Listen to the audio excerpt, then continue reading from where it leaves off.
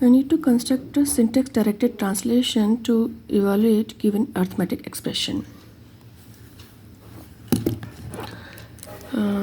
SDT. So this is the grammar. Given grammar is this. So the thing is that input depend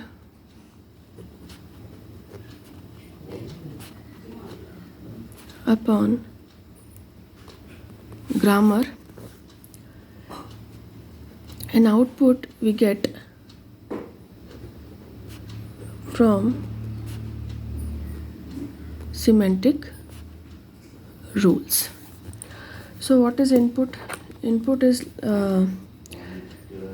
this is the grammar. E tends to E plus T oblique T, T tends to T star F, F tends to ID. Input is 2 plus 3 into 4. So what will be the output? So we'll see here. E tends to E plus T. So we can write like this.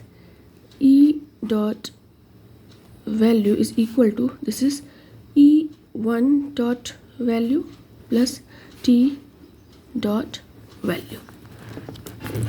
So it will print F E dot value, E dot value.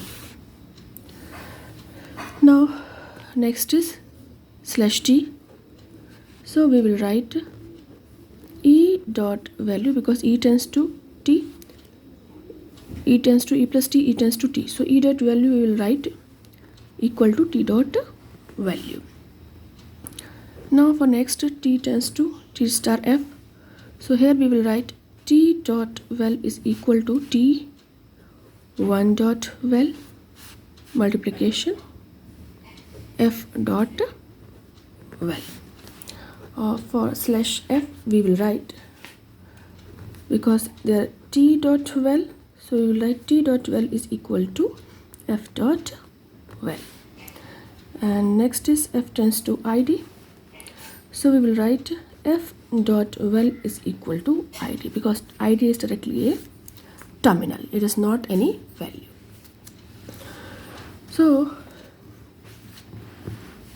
now we will make a tree according to the grammar. E tends to E plus T, so that we can solve it. Input is given over here. So we will write E tends to E plus T.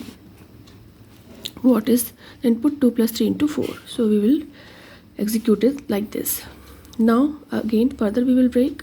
T tends to T star F, T star F. So now E tends to T also. So we will write T. T tends to F. So we will write F, and F tends to ID. ID. Here also we will do same. T tends to F, F tends to ID. Here F tends to ID. So now we are going to calculate here. So if we calculate here, what we will get here? Here we start from here. So what is the value of first ID? 2. 2 is given here. 2. Then plus. Then second ID value is 3 is given here.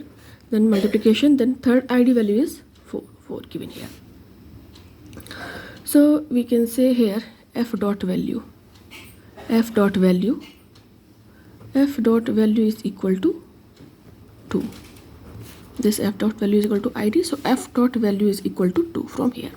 We can say. And here T dot value. T dot value is equal to 3 here, because F ID to F, F to T. So here we can say T dot value is equal to 3 from here. And here again F dot value is equal to 4. Now if we multiply it, so here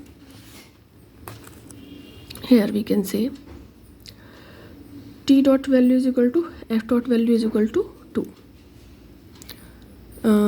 T dot value equal to F dot value. Here we can say T dot value is equal to F dot value is equal to we can say from here. This is statement. This is over, this is over. Here we can write E dot value is equal to T dot value, this one. So we can write E dot value is equal to T dot value is equal to 2, is equal to 2. And here what we will write? We will multiply it. So what we will get? T dot value is equal to 3 into 4, 12. 3 into 4, 12 we will get here. Now at the end what we are doing? This is 2, this is 12, and we are adding it. So we will writing here E dot value is equal to, this is T value we can say, so this is 2 and this is 12, so it will be 14. So we can write this one, E dot value is equal to E1 dot value, this is E1 dot value, so this is 2, and this is T dot value, this is 12, this is 12, so total will be 14, total will be 14. So this is our the last one, which we are printing the E dot value. In this only we are printing the value. In rest we are not printing the value because we are evaluating the value. And here we can see from here that we are getting this value. We get this value from children because we are solving it from bottom to up. So we are taking it from the children. That is, we can say children first, and after that parent. After that parent. That's why it is. That's why it is synthesized. That's why it is synthesized attribute. It's called synthesized attribute. Or we can say, so in this way we can solve any problem, or we can make we can evaluate the arithmetic expression of a given grammar with the help of syntax directed translation, with the help of semantic rules.